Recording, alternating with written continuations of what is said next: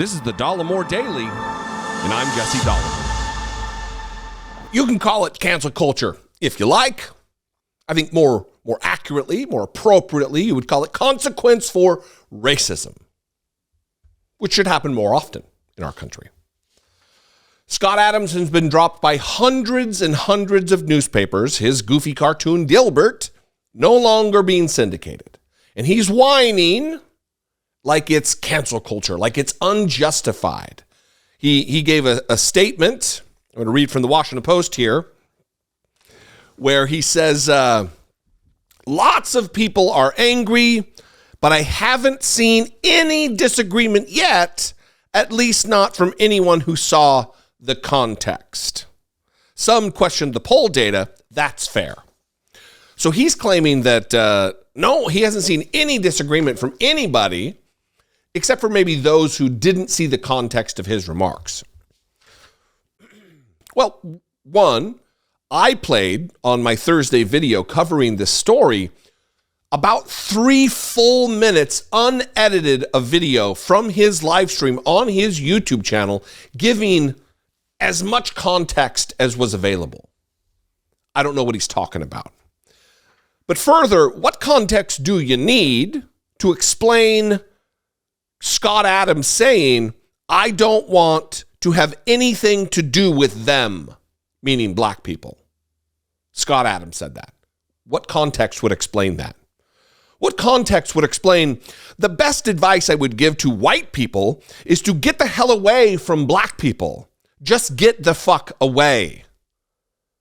What context? Under what context, Scott Adams would explain?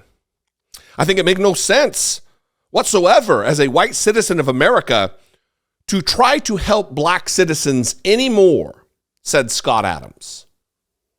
Is there some mystical context that I'm missing, Scott Adams? So I'm going to back off from being helpful to black America because it doesn't seem like it pays off, says Scott Adams.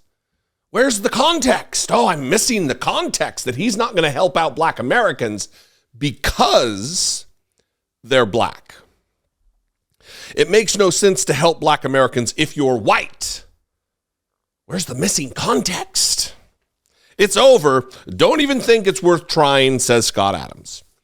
And now we're learning that hundreds and hundreds and hundreds and hundreds of newspapers do not carry Dilbert anymore because they don't want to be associated in 2023 with virulent white supremacist talk. They don't want to be associated financially with individuals who are racist. I'm going to read just a few comments from major newspapers and networks of newspapers and their explanation, their justification for dropping Dilbert. The New York Times, quote, we have decided to no longer publish the Dilbert comic strip in our international print edition following racist comments by Scott Adams, said Times spokeswoman Danielle Rhodes-Haw. The Washington Post said it would stop publishing Dilbert in light of Scott Adams' recent statements promoting segregation, although the strip could not be prevented from running in some forthcoming print editions. I assume it can't be it could not be prevented from being run because of contractual obligations. The Los Angeles Times cited Adams' racist comments while announcing Saturday that Dilbert would be discontinued Monday in most editions and that its final run in the Sunday comics, which are printed in advance, will be March 12th. The San Antonio Express-News, which is part of the Hearst newspaper group, said Saturday it will drop the Dilbert comic strip effective Monday because of hateful and discriminatory public comments by its creator. The USA Today network of papers, which includes hundreds of papers, tweeted Friday that it will stop publishing Dilbert due to recent discriminatory comments by its creator. The Plain Dealer in Cleveland and other publications that are a part of the media company Advanced Local also announced they are dropping Dilbert. Quote, this decision is based on the principles of this news organization and the community we serve. Plain Dealer editor Chris Quinn wrote, we are not a home for those who espouse racism. We certainly do not want to provide them with financial support. And then finally here, New Jersey Advanced Media, their vice president of conduct, Christopher Kelly, wrote that the news organization believes in the free and fair exchange of ideas, but when those ideas cross into hate speech, a line must be drawn. Now, MAGA people all over the country, all over online, including Elon Musk, are defending Scott Adams, making it a case of reverse racism. That the media used to be, Elon said this, used to be racist against people of color, but now the media is racist against whites and Asians. So this consequence for Scott Adams in the minds of many MAGA people is racism against him. So when someone says things that are definitionally racist, the denotative definition of racism, he espoused that Black Americans collectively are a hate group, he said, because of a poll, a Rasmussen poll, that asked the questions of black folks. I'll read this from the Washington Post so I can get it exactly right. The once widely celebrated cartoonist who has been entertaining extreme right ideologies and conspiracy theories for several years was upset Wednesday by a Rasmussen poll that found a thin majority of Black Americans agreed with the statement, "It's okay to be white."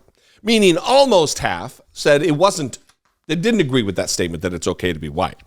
Now, on its face, if you're a dum-dum who doesn't look any further into what the origins of that statement are, because on its face, those words, "Is it okay to be white?" Of course, it's okay to be white. But that phrase as a meme has been popularized by white supremacists. It's okay to be white, which means I'm just protecting the white race. I don't have anything against black people. I just think we should all go our separate ways and live apart. And Scott Adams then espoused that exact sentiment. And of course, Black Americans are going to be well aware of white supremacist tropes that are aimed at them. I use the word aim carefully there. And Scott Adams is now whining like he's a victim. "I've lost 3 jobs in my life for being white. My Dilbert television program was canceled because I'm white." Because you know how rough white dudes in America have had it for so long. It's a real uphill battle for us white dudes in America. So good for these papers for cutting ties. I'm actually a little shocked that it hadn't been done earlier because of his anti-vax, his COVID conspiracies, his all onboarding of Donald Trump and the Make America Great Again agenda, which was just onboarded, just delved right into by Scott Adams. I'm shocked that he still had his comic strip running. I guess I just don't read comics, so I don't know. Anyway, I'd love to know what you think about this. If you haven't seen the full context of this, I did a video on Thursday covering in detail what was said. And I would encourage you to go back. All the links will be in the description below, and go check it out for yourself. It is reprehensible. It is vile. It is disgusting. It is patently racist talk. What do you think? I'd love to know. We can mix it up in the comments. Listen, it's been a concerted effort for a while now for me let me start over. A few weeks ago, David Pakman did a video talking about how the algorithm kind of booted out certain channels in our genre, in our space on YouTube. The very same thing happened to me. I just wasn't as quick acting to talk about it as David was and put it in video form. But if you want to help, a great way is to leave a comment, watch some of my videos, do a YouTube search for my name, then click my videos and watch them, share them with your social network. It kind of initiates in the YouTube algorithm that, hey, this is a guy people want to see. We want to promote this to other people. Get me back in my previous place with the YouTube algorithm. That would be very helpful. If you want to support my work, you want to help produce what I do here, click the join button, become a channel member for $1.99 a month, or go over to patreon.com/IDoubtIt podcast. Both those are great ways to help support and produce the content that I'm making right here. Follow me on social media. I'd love to see you there. And that's it. Just a little follow-up today, a little update. I'll see you next time. Until I do, be genuine and take care of one another.